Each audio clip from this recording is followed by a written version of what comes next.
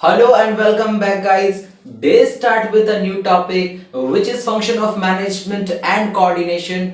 In today's video we gonna complete this chapter completely. So why we are waiting for?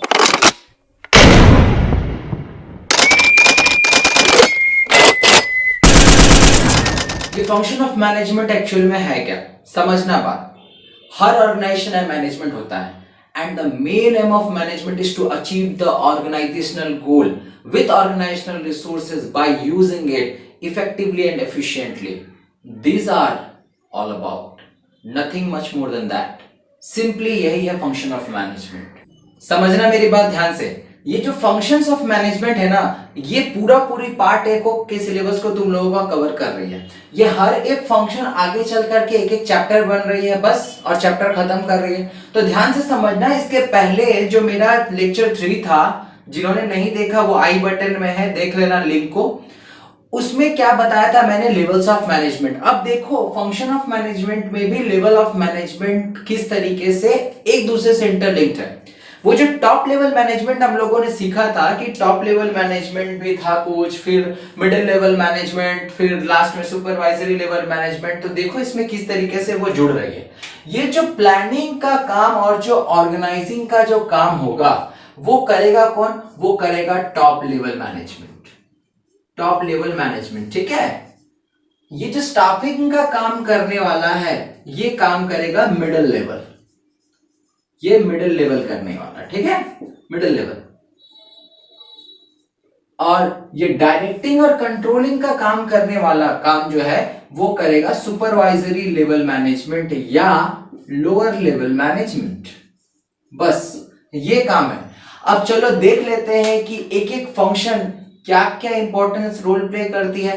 First function of management है वो है planning. Planning का मतलब actual में होता क्या? प्लानिंग का मतलब एक्चुअल में होता है डिटरमाइनिंग इन एडवांस और थिंकिंग इन एडवांस। ये एक पूल का काम करता है जो ऑर्गेनाइजेशन के डिजायर्ड ऑब्जेक्टिव को अचीव करने में मदद करती है। क्या है? देखो, it relates to determining in advance what can be done. क्या करना है, क्या करना है, when it can be done, कब करना है, हाउ, कैसे करना है, एंड बाय हुम, किसके द्वारा करना है, मतलब किसको लेकर के करना है। ये प्लानिंग है, ठीक है। अब प्लानिंग के बाद सेकंड ऑब्जेक्टिव क्या आती है? ये सबको तुम लोगों को सब कुछ पता है, लेकिन बस समझ के रखना। प्लानिंग के बाद क्या है? ऑर्गेनाइजिंग। ऑर्गेनाइजिंग का मतलब क्या है? ऑर्गेनाइजिंग का मतलब है कि जो प्लानिंग लेवल में हो गया है उसको इंप्लीमेंट करना। इंप्लीमेंट कैसे होगा? ऑर्गेनाइज करके। किसको ऑर्गेनाइज करके? ह्यूमन एंड फिजिकल रिसोर्सेज को ऑर्गेनाइज करेंगे, तब जाकर के हमारा ऑर्गेनाइजिंग का फंक्शन कंप्लीट होगा।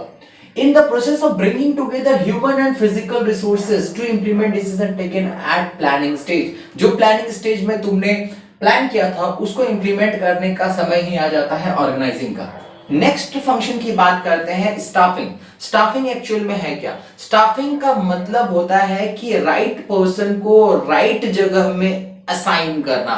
उसकी जो ड्यूटीज है, जो उसकी रिस्पॉन्सिबिलिटीज है वो राइट पर्सन के ही हाथ में हो, तब कोई भी प्लानिंग जो ऊपर में प्लानिंग हुआ है वो अचीव हो सकता है।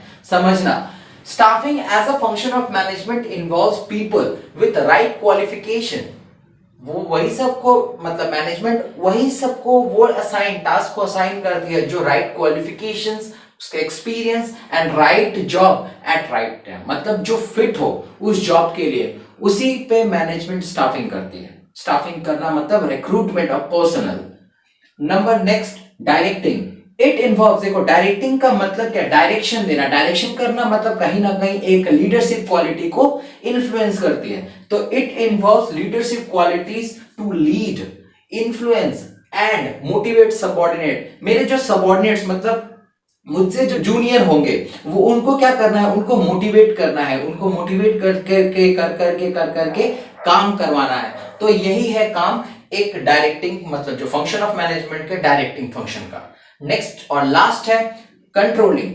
सब कुछ है, सब कुछ सही है, सब कुछ अपनी जगह में सही है, लेकिन अगर कंट्रोलिंग नहीं हो, जो भी टास्क असाइन है उस पर अगर अपना नजर ना हो, उस पर कंट्रोल ना हो, तो हर एक काम बेकार हो जाएगा मैनेजमेंट का। देखो controlling, it monitors the performance of employees at all level. चाहे जिस भी लेवल क्यों ना हो, कंट्रोलिंग होना बहुत जरूरी है, तभी किसी भी मैनेजमेंट का ऑर्गेनाइजेशनल ऑब्जेक्टिव कंप्लीट हो जाएगा, और अगर ऑर्गेनाइजेशनल ऑब्जेक्टिव कंप्लीट हुआ तो सोशल और पर्सनल ऑब्जेक्टिव तो खुद ब खुद हो जाएंगे। Finally we reached our last topic of this chapter which is coordination. Coordination actual में है क्या समझना। जैसे दाल में तड़के की जरूरत होती है ना, वो अलग सा फ्लेवर लाने के लिए, बस मैनेजमेंट के हर एक फंक्शन में ये जो कोऑर्डिनेशन का जो काम होता है ना, वो भी एक एसेंस डाल देती है मैनेजमेंट के फंक्शन को और अच्छा करने के लिए। समझ गए ना। तो देखो ये कोऑर्डिनेशन एक्चुअल में क्या करती है, ये सिंक्रोनाइज करती है ऑल एक्टिविटीज, ये सारे एक्टिविटीज को, जितने भी लेवल्स ऑफ मैनेजमेंट बोलो, जितने भी डिपार्टमेंट बोलो एक ऑर्गेनाइजेशन में, सबको वो सिंक्रोनाइज करती है और एक फाइनल आउटपुट, जिसको हम लोग बोलते हैं एक final goal of any organisation, उसको अचीव करने में, मतलब वो डेलिब्रेट फंक्शन का कार्य करती है, मतलब काम करती है। समझ लो बात को। तो क्या है समझना। देखो coordination is the process of synchronizing the activities of various department by a manager is termed as coordination। Simple सी बात वही है। हेनरी फ्योल ने क्या बोला, हेनरी फ्योल ने बताया कि कोऑर्डिनेशन हार्मोनाइजेस, हार्मोनाइज मतलब एक साथ करना, सिंक्रोनाइज एंड यूनिफाई सब कुछ एक साथ, द इंडिविजुअल्स एफर्ट, जितने सारे इंडिविजुअल्स है, मतलब वर्किंग एज अ ग्रुप ना, management working as a group, तो individual effort for better action for the achievement of the business objective, जो बिजनेस के ऑब्जेक्टिव को पूरा करने के लिए ये क्या करती है, सिंक्रोनाइज कर देती है। बस यही है, ठीक है। It is the life blood, जैसे हम लोग का फुल बॉडी, सब कुछ सही है भाई, सब कुछ, बट अगर ब्लड का काम मतलब जो एसेंस है वो एसेंस नहीं रहे तो फिर मजा नहीं आना, सब फीका हो जाएगा। तो ये है, it is the life blood of the function of management. अब हम लोग बात कर लेते हैं फीचर और नेचर ऑफ कोऑर्डिनेशन की।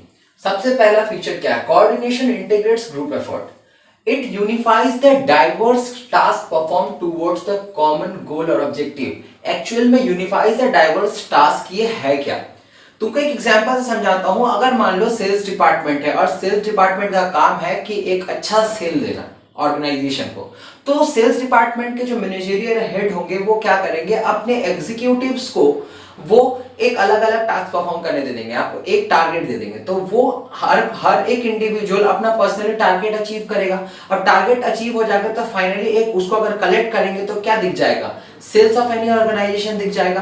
तो ये कहीं ना कहीं कोऑर्डिनेशन का ही काम है, जहां पे यूनिफाई करती है अलग अलग टास्क को, ठीक है। नेक्स्ट है ensuring unity of action. Unity of action का मतलब क्या है, ये एक बाइंडिंग फोर्स है। बाइंडिंग फोर्स मतलब सबको, ये जो डिफरेंट जो इंडिविजुअल्स है ना, उसको बाइंड करके रखती है among the various department. For example, अगर कोई भी डिपार्टमेंट में, अगर प्रोडक्शन डिपार्टमेंट देखो अलग काम करती है, फाइनेंस डिपार्टमेंट अलग काम करती है, सेल्स डिपार्टमेंट अलग काम करती है, एचआरएम डिपार्टमेंट अलग काम करती है, ये सारी डिपार्टमेंट्स को यूनिफाई करती है, ये एक बाइंडिंग फोर्स का काम करती है।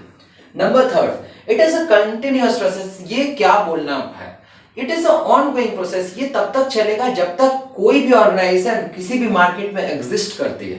देखो, it is an ongoing process on it required tills the organisation exists, बस, और कुछ नहीं है। नेक्स्ट आ जाओ, it is all pervasive function. All pervasive, हमेशा ऑल परवेसिव, जिस तरीके से मैनेजमेंट का हर जो फंक्शन है वो ऑल परवेसिव है, उसमें भी क्या होता है, ये कोऑर्डिनेशन ये तो रहेगा ही रहेगा, चाहे जिस भी लेवल में तुम बात कर लो, हर एक में कोऑर्डिनेशन रहेगा। बट हाँ, उनका जो वर्किंग लेवल होगा वो अलग अलग हो सकता है, बट कोऑर्डिनेशन जरूर दिखेगा। Next, it is the responsibility of all the managers. Yes, obviously, coordination among all the managers, all level of management, however their operation varies. चाहे जिस भी लेवल की बात करो, चाहे जिस भी लेवल, अगर ये परवेसिव है तो मतलब ऑल लेवल ऑफ मैनेजमेंट में है, तो उसके साथ साथ ये रिस्पॉन्सिबिलिटी ऑफ ऑल मैनेजर्स की कि ये जो कोऑर्डिनेशन बन है, ये जो बाइंडिंग फोर्स है किसी भी ऑर्गेनाइजेशन में, जो यूनाइट्स कर रही है डाइवर्स इंडिविजुअल्स को, मतलब ये जो डाइवर्स टास्क है उसको यूनाइट्स कर रही है, तो कहीं ना कहीं ये responsibility of every level of management है कि इस कोऑर्डिनेशन को बचा करके रखे, क्योंकि तभी ऑर्गेनाइजेशनल गोल अचीव हो सकता है। Next, it is a deliberate function. Deliberate function का मतलब क्या कि एक इंटेंशनल फंक्शन है, कहीं ना कहीं ये एक मतलब थिंकिंग प्रोसेस है, ये कहीं ना कहीं तुम लोगों को सोचा समझा काम है। कोऑर्डिनेशन देखो, अगर इंडिविजुअल सबको अपने अपने हिसाब से काम करने लगेगा और मैनेजरियल मतलब जो मैनेजमेंट के ऑब्जेक्टिव्स है वो दिखेंगे ही नहीं कि ये पूरी हो रही है, क्योंकि सब अपना अपना काम के लिए बिजी है, अपने अपने काम में लगे हुए हैं, यूनाइट एफर्ट दिख नहीं रहा है, तो कहीं ना कहीं वो जितना भी काम है मैनेजमेंट का किया हुआ सब बेकार है, क्योंकि वो दिखना चाहिए भाई। अल्टीमेटली जो दिखता है वही दिखता है। तो कोऑर्डिनेशन का काम यही है कि दिखाना कि हाँ मैनेजमेंट जो है ये ग्रुप एफर्ट है और ग्रुपली मिलकर के किसी भी ऑब्जेक्टिव को अचीव कर सकती है। Lastly, importance of coordination. Importance of coordination में ये क्या बोलती है, ये बताती है कि कोऑर्डिनेशन है तो क्या क्या चीज पॉसिबल है। सबसे पहला ग्रोथ इन साइज। देखो, अगर ग्रोथ इन साइज होगा, कोऑर्डिनेशन में जो दिख रहा है तो वो बिक रहा है, अब जब बिक रहा है तो साइज भी एक्सपेंड हो रहा है, अपने तरीके से समझते हैं ना। फिर क्या होगा, with the growth in size there is a greater need to unify the effort of diverse individual. देखो, कहीं ना कहीं ये इंपॉर्टेंस ऑफ कोऑर्डिनेशन ही है कि अगर ग्रोथ इन साइज हो रहा है या expansion in size of any organisation हो रहा है, तो वहां पे और जरूरत पड़ जाएगी कि यूनाइट्स करे the various effort of any kind of individual. जितना भी अलग अलग टाइप के इंडिविजुअल्स है उसके एफर्ट को यूनाइट कर दे, एक साथ कर दे, सिंक्रोनाइज कर दे, हार्मोनाइज कर दे, तो और ज्यादा जरूरत पड़ता है। नेक्स्ट बात करते हैं फंक्शनल डिफरेंशिएशन। फंक्शनल डिफरेंशिएशन का मतलब क्या है, as a result of functional differentiation people and its activities get divided into small departments. ये जो कोई भी ऑर्गेनाइजेशन है, अलग अलग डिपार्टमेंटल हेड होते हैं, उसमें अलग अलग डिपार्टमेंट्स होते हैं, प्रोडक्शन डिपार्टमेंट, सेल्स डिपार्टमेंट, ये सब तुम लोग बहुत अच्छे तरीके से जान रहे हो। तो ये किसकी वजह से हो रहा है, जितना ज्यादा तुम्हारा ऑर्गेनाइजेशन का ग्रोथ हो रहा है उतना ज्यादा फंक्शनल डिफरेंशिएशन भी होगा। वहां पे तुम अलग अलग एक इंडिविजुअल्स के क्राइटेरिया को देख करके, स्पेशलाइजेशन को देख करके, उसके एफर्ट को देख करके तुम उसको क्या करोगे, डिवाइड कर दोगे, उसके काम को डिवाइड कर दोगे। तो कहीं ना कहीं एक फंक्शनल डिफरेंशिएशन, उसमें वो क्या गुण है। अगर चार्टेड अकाउंटेंट को बोलोगे तुम कि डॉक्टरी का काम करो, वो कर पाएगा क्या, कहीं ना कहीं वो क्या है, वो फंक्शनल डिफरेंशिएशन है, वो उस काम में एक्टिव है। डॉक्टर अपने काम में एक्टिव है, वो अपने काम में स्पेशलिस्ट है। तो चीज यही है, ये कोऑर्डिनेशन का ही इंपॉर्टेंस है कि वो एक फंक्शनल डिफरेंशिएशन को दिखाता है। नेक्स्ट लास्ट है स्पेशलाइजेशन। जहां फंक्शनल डिफरेंशिएशन होगा वहां स्पेशलाइजेशन होना ही होना है। क्यों, क्योंकि अगर तुम एक काम बार बार रिपीटेडली करते रहोगे तो डेफिनेटली तुम एक ना एक समय में उस काम के लिए स्पेशलाइज हो ही जाओगे। बस यही है इंपॉर्टेंस ऑफ मैनेजमेंट के, importance of coordination, importance of coordination के इंपॉर्टेंस। क्लियर है ना। बस तो आज का ये चैप्टर इसी वीडियो के साथ खत्म हो जाता है। जिन्होंने सब्सक्राइब नहीं किया ना, सबसे पहले सब्सक्राइब कर लो और हाँ लाइक पे हिट करके जाना। आज के लिए इतना ही, मिलते हैं नेक्स्ट वीडियो में नेक्स्ट चैप्टर के साथ। Thank you very much.